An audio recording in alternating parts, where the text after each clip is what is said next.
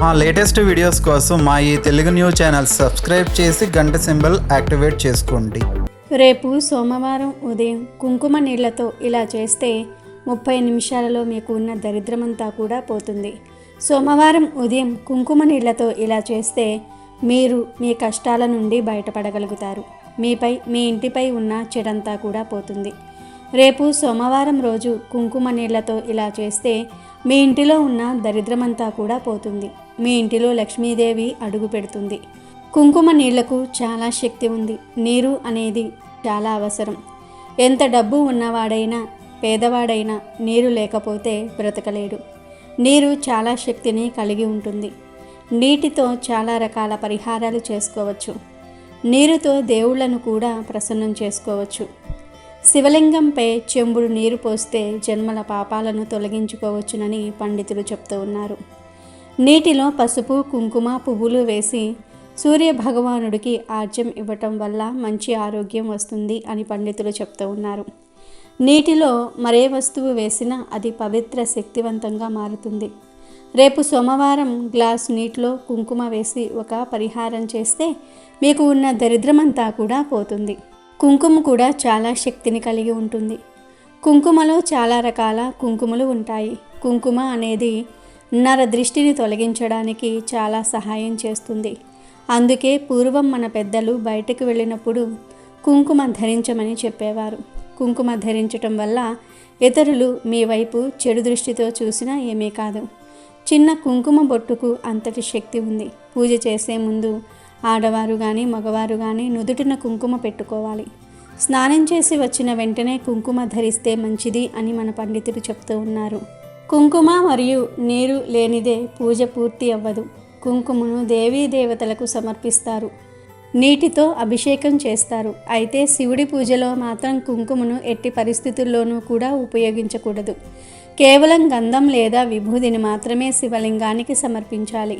మీ ఇంటిలో దేవుడి పటాలు ఎన్ని ఉన్నా శివుడి పటం ఖచ్చితంగా ఉండాలి. శివ కుటుంబంతో సహా ఉన్న ఫోటో కానీ శివ పార్వతులు కలిసి ఉన్న ఫోటో కానీ ఖచ్చితంగా ఉండాలి. అలాగే మీరు మీ పూజ గదిలో ఉన్న ఫోటోలకు గంధము మరియు కుంకుమలతో బొట్లు పెడతారు కదా, శివుడి పటానికి మాత్రం కేవలం గంధం బొట్టును పెట్టి ఉంచండి. ఇప్పటి వరకు మీకు ఈ విషయం తెలియకపోతే ఇప్పటి వరకు మీరు శివుడి పటానికి కుంకుమ బొట్టు పెట్టి ఉంటే ఇక నుండి ఆ తప్పును చేయకండి.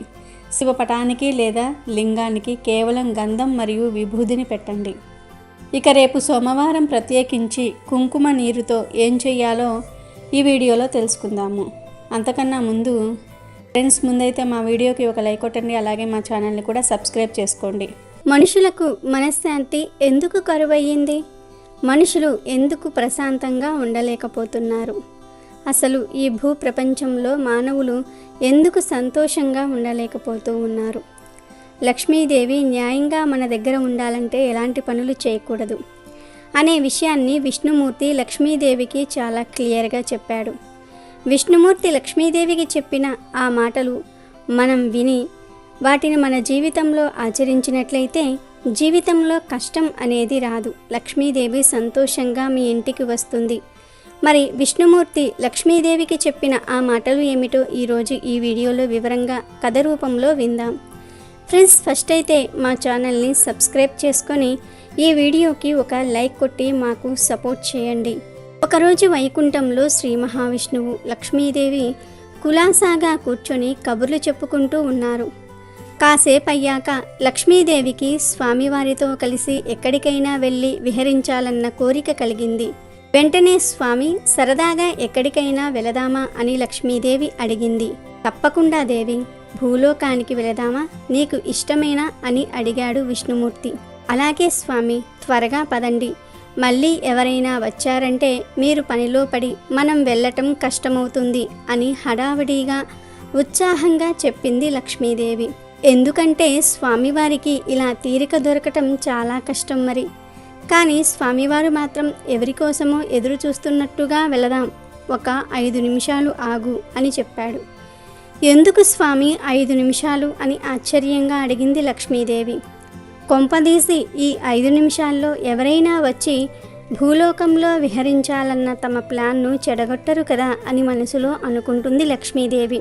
అప్పుడు స్వామి చిన్నగా నవ్వి ఎవరైనా వస్తారేమోనని జవాబిచ్చాడు. ఎందుకంటే ఊరకే గమ్యం లేకుండా వెళ్ళటం కన్నా తమ ప్రయాణం వల్ల ఏదైనా ఉపయోగం ఉంటే మేలనిపిస్తుంది స్వామివారికి. లక్ష్మీదేవి భయపడినట్లుగానే సరిగ్గా 5వ నిమిషంలో నారదుడు అక్కడికి వచ్చాడు. కాస్త విచారంగా ఉన్నాడు. స్వామివారికి లక్ష్మీదేవికి భక్తిగా ప్రణామం చేశాడు. ఏమైంది నారద, ఎందుకా విచారం అని నారదుణ్ణి అడిగారు స్వామి. ఏం చెప్పమంటారు స్వామి, భూలోకంలో మనుషులు ఎన్నో తప్పులు పాపాలు చేతికి ఎముక లేనట్టుగా ఎడాపెడా చేసేస్తూ ఉన్నారు. కలియుగం అంటే ఏంటో అనుకున్నాను, కానీ మరీ ఇంత దారుణమని ఎప్పుడూ అనుకోలేదు. యముడు కూడా గోల పెడుతున్నాడు.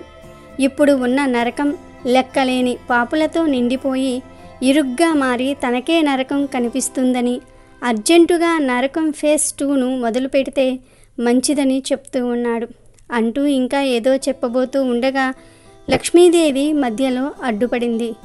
స్వామివారితో సరదాగా భూలోకానికి వెళ్దామనుకుంటే ఈ నారదుడేంటి ఇలా చెప్తూ ఉన్నాడు? అనవసరంగా ఇప్పుడు ఇలాంటివన్నీ విన్నారంటే స్వామివారి మూడు పాడై భూలోకానికి రాకపోవచ్చు అని అనుకుని లక్ష్మీదేవి, నారద, ఇంతమంది మనుషులు ఇన్ని తప్పులు చేస్తున్నారంటే ఎక్కడో ఏదో లోపం ఉందని అనిపిస్తుంది. నా అనుమానం ఏమిటంటే మనుషులకు తాము చేసేది తప్పు అని తెలియదు. తప్పు అని తెలిసి ఎవరైనా చేస్తారా? ఏది తప్పో ఏది ఒప్పో తెలియందే ఎవరు మాత్రం ఏం చేయగలరు అన్నది మనుషులను సమర్థిస్తూ. అదేమిటి తల్లి అలా అంటారు? ఏది తప్పో ఏది తప్పు కాదో మనుషులకు ఎందుకు తెలియదు? మనకున్న వేదాలు పురాణాలు ఎంత గొప్పవి! వాటిల్లో ధర్మ మార్గం ఎంత చక్కగా చెప్పబడింది. ఇవే కాక ఎంతోమంది గొప్ప గురువులు, బోధకులు, సన్యాసులు, వారు చెప్పే సూక్తులు, ఇలా ఎన్నో మార్గాలు ఉన్నాయి. మనుషులకు ఏది మంచో ఏది కాదో తెలుసుకోవడానికి ఇన్ని మార్గాలు ఉన్నాయి అన్నాడు నారదుడు. ఇవన్నీ ఉన్నాయి సరే, కానీ ఇప్పుడున్న ప్రపంచంలో నువ్వు చెప్పిన వేదాలు పురాణాలు ఎంతమందికి అర్థమవుతాయి? అసలు సంస్కృత భాష తెలిసిన వాళ్ళు ఎంతమంది? పోనీ కష్టపడి అర్థం చేసుకుందామనుకున్నా వీటన్నిటికీ అసలు మనుషులకు టైం ఎక్కడే ఉంది? ఉరుకులు పరుగులతో అలసిపోవటమే జీవితమైపోయింది. ఇక గురువులు సన్యాసులు అంటావా? వీరు చెప్పేది వినేవాళ్ళంతా దాదాపు వయసు మళ్ళిన వాళ్ళు, చేద్దామన్నా ఏ పాపం చెయ్యలేని వాళ్ళు. అలాగే ఇప్పటి స్కూల్స్లో పిల్లలకు ఏది మంచో ఏది కాదో చక్కగా వివరించి చెప్పే సిలబస్ ఏమైనా ఉందా అసలు? ఏమీ లేదు. సరస్వతీదేవి మొన్నెప్పుడూ కలిసినప్పుడు అదే విషయం నాతో చెప్పి మొరపెట్టుకుంది. ఇదంతా ఒకవైపు అయితే మరోవైపు అసలు చదువురాని వారి పరిస్థితి ఏంటి? వారికి ఎలా మంచి చెడు తెలిసేది? తప్పంతా వ్యవస్థలో పెట్టుకుని మనుషులు పాపాలు చేశారు అని ఎందుకు వారిని ఆడిపోసుకోవటం అని నారదుణ్ణి నిలదీస్తూ ఉన్నట్టుగా లక్ష్మీదేవి అడిగింది. జవాబివ్వడానికి టక్కున ఏది తట్టకపోవటంతో ఆలోచనలో పడ్డాడు నారదుడు. అప్పటిదాకా మౌనంగా ఉన్న స్వామివారు లక్ష్మీదేవి అడిగిన దానికి జవాబివ్వాలన్న బాధ్యత తన మీద ఉన్నట్టుగా భావించారు. దేవి పుస్తకాలు పురాణాలు లాంటివి ఏమీ లేకపోయినా, గురువులు సన్యాసులు లేకపోయినా మనుషులకు ఏది తప్పో ఏది తప్పు కాదో చెప్పడానికి వారి దగ్గర ఓ మహత్తరమైన శక్తి ఉంది. అది లేని మనిషి అంటూ ఉండడు. ఈ సృష్టి చేసేటప్పుడే బాగా ఆలోచించి మనుషులకు ఆ శక్తినిచ్చాను. అదే వారిని జంతువుల నుంచి వేరు చేసేది. అదే వారికి ఎప్పుడు ఏ మొహమాటం లేకుండా, ఏ స్వార్థం లేకుండా, ఏ ప్రతిఫలం ఆశించకుండా, అడగకపోయినా ఏది కరెక్టో ఏది కాదో చక్కగా అర్థమయ్యేలా వివరించి చెప్పేది అని లక్ష్మీదేవికి విష్ణుమూర్తి వివరంగా చెప్పాడు.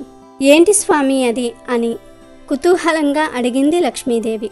ఆ శక్తి పేరు అంతరాత్మ అన్నాడు స్వామివారు. ఆ మాట వినగానే ఒక్క క్షణం వైకుంఠంలో అంతా నిశ్శబ్దం అలుముకుంది. నారదుడి ముఖంలో సంతృప్తి కనిపించింది. తనను స్వామివారు ఆ వేళ అక్కడికి వచ్చేలా చేసిన కారణం అర్థమయ్యింది. లోకానికి స్వామివారు ఏదో చెప్పాలనుకున్నారు అని నారదుడు అర్థం చేసుకున్నాడు. వెంటనే లక్ష్మీదేవి స్వామితో, అంటే మీరనేది ఏమిటి స్వామి? ఏ మనిషికైనా తను చేసేది తప్పో కాదో ముందుగానే అంతరాత్మ ద్వారా తెలుస్తుంది అంటారా అని అడిగింది. ఖచ్చితంగా అని సమాధానం ఇచ్చాడు విష్ణుమూర్తి.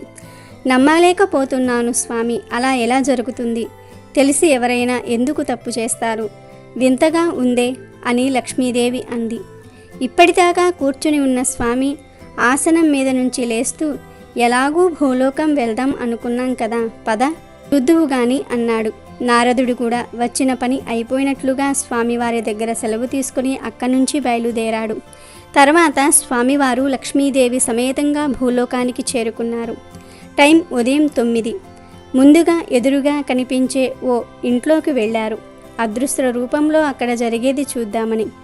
సుబ్బారావు అనే ఓ మధ్యతరగతి మనిషి ఇల్లది. ఇంట్లో పెద్దగా ఏడుపు. 10 ఏళ్ల చిన్న పిల్లవాడిది. సుబ్బారావు వాణ్ణి చావుగొడుతున్నాడు. ఇంట్లో వాళ్ళు పిల్లాన్ని కొట్టకుండా సుబ్బారావును అడ్డుకుంటున్నారు. కాసేపు జరిగేది గమనించాక విషయం అర్థమైంది లక్ష్మీదేవికి. పిల్లవాడు సుబ్బారావు కొడుకు. ఇంట్లో డబ్బు దొంగతనం చేసి స్కూలు ఎగ్గొట్టి స్నేహితులతో కలిసి ఏదో సినిమాకి వెళ్ళాడు. ఇంట్లో వాళ్లకు తెలియకుండా జరిగిందంతా బయటపడేసరికి ఉగ్ర రూపం దాల్చాడు తండ్రి. చీ వెధవ, నిన్ను కొట్టి ఏమాత్రం లాభం లేదు. ఇంట్లో డబ్బు కాజేయడానికి సిగ్గులేదా? దొంగ వెధవ, ఇంత తప్పు చేసి నీకు నిద్రలా పడుతుందిరా. బుద్ధిగా నిజాయితీగా ఉండటం నేర్చుకో. ఇంకోసారి ఇలా జరిగిందో ఒళ్ళు చీరేస్తాను. స్కూలుకు తగలడు ఇప్పుడు, చెప్పాడు సుబ్బారావు కోపంగా. అక్కడే అదృశ్య రూపంలో ఉండి అంతా గమనించిన లక్ష్మీదేవి, ఇక్కడ ఇక చూడడానికి ఏమీ లేదు స్వామి, మనం వచ్చిన పని అవలేదు. మీరేదో అంతరాత్మ అన్నారు, ఏది కనిపించదే అన్నది కాస్త నిరుత్సాహంగా. సాగుదేవి, చూద్దాం ఏం జరుగుతుందో అన్నాడు విష్ణుమూర్తి. గొడవ సద్దుమణిగాక పిల్లవాడు స్కూల్కి వెళ్ళిపోయాడు. తర్వాత కాసేపటికి ఎవరో బయటి వ్యక్తి ఇంటికి వచ్చి సుబ్బారావుతో ఏదో ప్రైవేటుగా మాట్లాడుతున్నాడు. ఆసక్తిగా ఆ సంభాషణను వింటున్నారు స్వామివారు, లక్ష్మీదేవి. నా బిల్లు త్వరగా క్లియర్ చేయండి సార్, మీ రుణం ఉంచుకోను. సుబ్బారావును అభ్యర్థనగా అడిగాడు వచ్చినతను. తన పనికి లంచం ఎరవేస్తూ సుబ్బారావు ఏదో గవర్నమెంట్ కంపెనీలో అకౌంటెంట్. మీరు చేసిన పనికన్నా బిల్లులో దాదాపు 50,000 ఎక్కువ క్లెయిమ్ చేశారు నా లెక్క ప్రకారం. అదంతా చెక్ చేసిన తర్వాత సెటిల్ చేస్తాలేండి అని చెప్పాడు సుబ్బారావు సూటిగా. ఎంత మాట, మీ దగ్గర దాచేదేముంది సార్, ఈ 5,000 గిఫ్ట్గా ఉంచండి. నా బిల్లు ఏ డిటెక్షన్ లేకుండా క్లియర్ చేసి పెట్టండి చాలు అన్నాడు. ఇప్పుడు సుబ్బారావు ఏం చెప్తాడా, అతడి అంతరాత్మ ఏం చెప్తుందా అని ఆసక్తిగా గమనిస్తుంది లక్ష్మీదేవి. అంతరాత్మతో మనిషికి లోపల జరిగే సంభాషణ లక్ష్మీదేవికి స్పష్టంగా అర్థమయ్యేలాగా చేశాడు స్వామి ముందుగానే. సుబ్బారావులోని అంతరాత్మ హెచ్చరిస్తుంది, ఒరే సుబ్బు, లంచం తీసుకొని నువ్వు పనిచేసే కంపెనీకి ద్రోహం చేయటం తప్పు. వచ్చిన వాడిని వెళ్ళిపోమని చెప్పు అని అంటుంది అంతరాత్మ. అంతరాత్మ ఇంకోవైపు, వచ్చిన వెధవ 5,000 ఇస్తానంటే ఎందుకు వదులుకోవాలి? పైగా ఇవాళ శుక్రవారం, లక్ష్మీదేవి అనుగ్రహంతో వచ్చిన డబ్బు కాదంటారా ఎవరైనా? ఇప్పుడు నేను తీసుకోకపోతే ఇంకొక ఎదవెవడో ఈ డబ్బు తీసుకుని అడిగిన పని చేస్తాడు. పైగా ఇది లంచం కాదు, గిఫ్ట్ అని చెప్పాడు కదా అని సుబ్బారావు సర్ది చెప్తున్నాడు అంతరాత్మకు. ఒరే చెత్త వెధవ, ఆత్మవంచన చేసుకుంటున్నావు. ఇంకొకరి గురించి నీకెందుకు? నువ్వు నిజాయితీగా ఏడువు చాలు. ఇందాక నీ కొడుక్కి చెప్పిన విషయాలు గుర్తు తెచ్చుకో. డబ్బు తీసుకోవటం ముమ్మాటికి తప్పే. అది నీ ఆఫీసు డబ్బు కాజేయటంతో సమానం. నీ కొడుకు ఇంట్లో దొంగతనం చేయటం తప్పైతే ఇప్పుడు నువ్వు ఆఫీసు డబ్బు కాజేయటం కూడా తప్పే. లంచానికి గిఫ్ట్ అని పేరు పెడితే సరిపోదు. ఏమీ ఆశించకుండా ఇచ్చేదాన్ని గిఫ్టు అంటారు, ప్రతిఫలం ఆశించి ఇచ్చేదాన్ని లంచం అంటారు అని వివరంగా చెప్పింది అంతరాత్మ.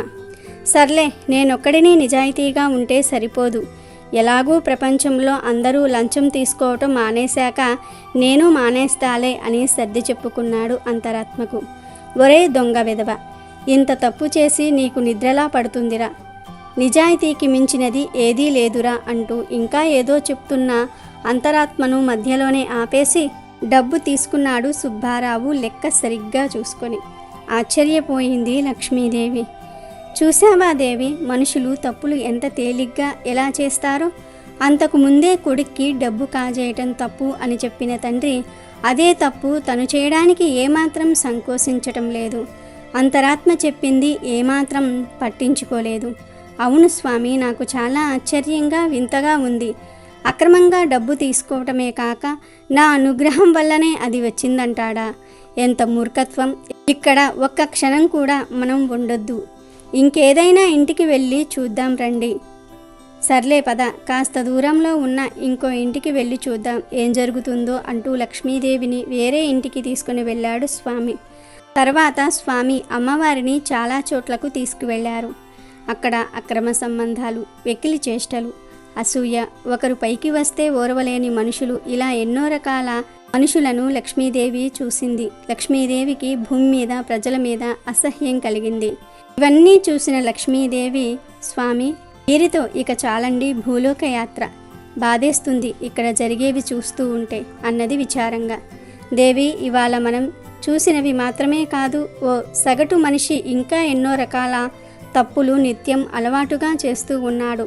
ట్రాఫిక్ రూల్స్ పట్టించుకోకుండా ఇతరులను ఇబ్బంది పెట్టడం, కుటుంబ సభ్యులతో ఆప్తులతో గడపాల్సిన ఎంతో విలువైన, ఎన్నటికీ తిరిగి రాని సమయాన్ని వ్యర్థంగా బార్లలోనూ, క్లబ్బుల్లోనూ, పబ్బుల్లోనూ జీవితంలో ఏమీ కాని వారితో గడపటం, బద్ధకాన్ని వదిలించుకోలేక దేనికి టైం లేదు అనుకోవటం, భక్తంతా గుడికే పరిమితం చేసి కష్టాల్లో ఉన్న సాటి మనిషిని పట్టించుకోకపోవటం, గుళ్ళో కూడా ఆడవారు కనిపిస్తే వచ్చిన పని మరిచి వారి వైపు పికిలిగా చూడటం, తన కింద పని చేసే వారిని చులకనగా చూడటం, మర్యాద లేకుండా మాట్లాడడం, తోటివారు పైకి వస్తూ ఉంటే అసూయతో వారికి హాని చేయటం, డబ్బు కోసం నీతిని వదులుకోవటం, ఇలా ఎన్నో తప్పులు నిర్భయంగా చేసి చాలామంది మనుషులు నరకంలో తమ స్థానం సుస్థిరం చేసుకుంటున్నారు.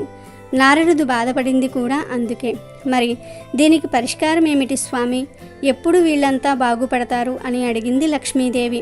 దీనికి పరిష్కారం చాలా సులువు దేవి. అంతరాత్మ చెప్పింది వినటమే. అంతరాత్మ ఎంత శక్తివంతమైందో ఇవాళ చూసావు కదా. తప్పు చేసే ముందు ఏ మనిషినైనా అది హెచ్చరిస్తుంది. నువ్వు చేస్తుంది తప్పు అని నిక్కచ్చిగా చెప్తుంది.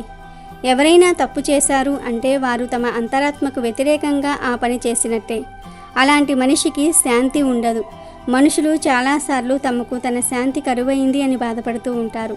దాని అర్థం తెలుసా? వారు తమ అంతరాత్మకు వ్యతిరేకంగా పనిచేసి దాంట్లో నిత్యం ఘర్షణ పడుతూ ఉన్నారు అని. అంతరాత్మతో సఖ్యతగా ఉండి ఏ తప్పు చేయకుండా ఉండే మనిషికి అశాంతి అనేది ఎన్నటికీ కలుగదు. ఈ జీవిత సత్యం తెలుసుకున్న మనిషి ఎప్పుడూ హాయిగా మనశ్శాంతిగా ఉంటాడు. ఇక స్వామివారితో భూలోకయాత్ర ముగించి వైకుంఠానికి తిరిగి వెళ్తూ చక్కగా చెప్పారు స్వామి. ఇక మీదటనైనా సరే మీరు చెప్పింది విని మనుషులు శాంతిగా సుఖంగా ఉంటారని ఆశిద్దాం అని చెప్పింది లక్ష్మీదేవి.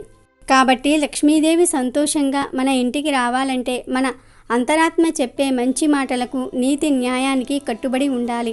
అన్యాయాలు, అక్రమాలు చేయకూడదు. ఎవరైతే వీటన్నిటినీ కూడా ఆచరిస్తారో వారిని లక్ష్మీదేవి కాపాడుతుంది. జీవితంలో కష్టం అనేది రాకుండా చూసుకుంటుంది. ఇక వీడియోలోకి వస్తే, రేపు సోమవారం ఉదయం స్నానం చేయకముందు ఈ పరిహారం చేయాలి.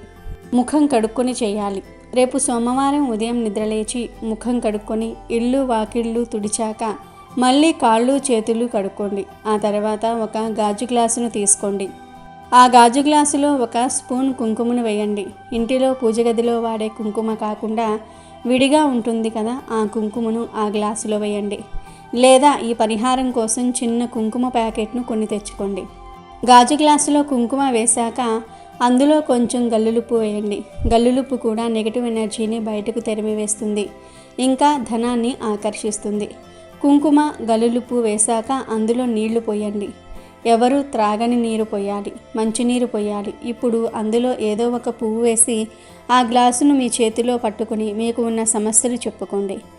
కుటుంబ, ఉద్యోగ, వ్యాపార, చదువు, ఆర్థిక సమస్యలు, శత్రుబాధలు ఏవి ఉంటే వాటి గురించి చెప్పుకోండి.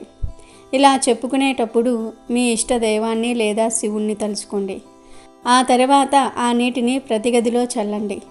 గోడలపై, కిటికీలపై చల్లండి. తర్వాత మీ ఇంటి చుట్టూ తిరిగే వైలు ఉంటే ఇంటి చుట్టూరా కూడా ఆ నీటిని చల్లండి. ఇంకా నీరు ఉంటే ఇంటి డాబాపై ఆ నీటిని చల్లండి. ఇంటిపై ఆ నీటిని చల్లే వీలు లేకపోతే మిగిలిన నీటిని బయట ఎవ్వరూ తొక్కని ప్రదేశంలో పోసేయండి. సైడ్ డ్రైనేజీలో పోసేయండి. కుంకుమ, ఉప్పు వేసిన నీటిని ఇల్లంతా చల్లటం వల్ల 30 నిమిషాల్లో మీ ఇంటిలో ఉన్న దరిద్రమంతా కూడా బయటకు వెళ్ళిపోతుంది. ఈ పరిహారం చేయటం వల్ల మీ ఇంటిలో జరిగే గొడవలు కూడా తగ్గుతాయి. పిల్లలు అభివృద్ధిలోనికి వస్తారు. ఖర్చులు తగ్గుతాయి. ముఖ్యంగా ఆరోగ్య సమస్యలు అనేవి ఉండవు. ప్రతి సోమవారం ఈ విధంగా కుంకుమ నీళ్లను ఇంటిలో చల్లితే చాలా మంచి జరుగుతుంది. మీ ఇంటిలో దరిద్రం అనేది ప్రవేశించదు. మీ ఇంటిలో లక్ష్మీదేవి స్థిరంగా ఉంటుంది. ఇల్లంతా ఈ నీటిని చల్లాక గ్లాసు ఖాళీ అయిన తర్వాత ఆ గ్లాసును శుభ్రంగా కడిగి మీరు స్నానం చేసి శివారాధన చేయండి. ఈ పరిహారం చేశాక ఖచ్చితంగా ఇంటిలో శివారాధన, దీపారాధన చేయాలి. అప్పుడే పరిహారం చేసిన ఫలితం దక్కుతుంది. ఈ పరిహారం రహస్యంగా చేయాలి. ఈ పరిహారం చేసే ముందు రోజు రాత్రే, అంటే ఆదివారం రాత్రే గిన్నెలు కడిగి పెట్టుకోండి. వంటగదిని శుభ్రంగా ఉంచుకోండి. సోమవారం ఉదయాన్నే ఈ పరిహారాన్ని చేయండి. మీకు ఉన్న దరిద్రాన్ని తొలగించుకొని ఆనందంగా జీవించండి. అమెజాన్లో బెస్ట్ డిస్కౌంట్స్ కోసం వీడియో డిస్క్రిప్షన్లో లింకు ఉంది, చూడండి. అలాగే మా టెలిగ్రామ్ ఛానల్ సబ్స్క్రైబ్ చేసుకోండి.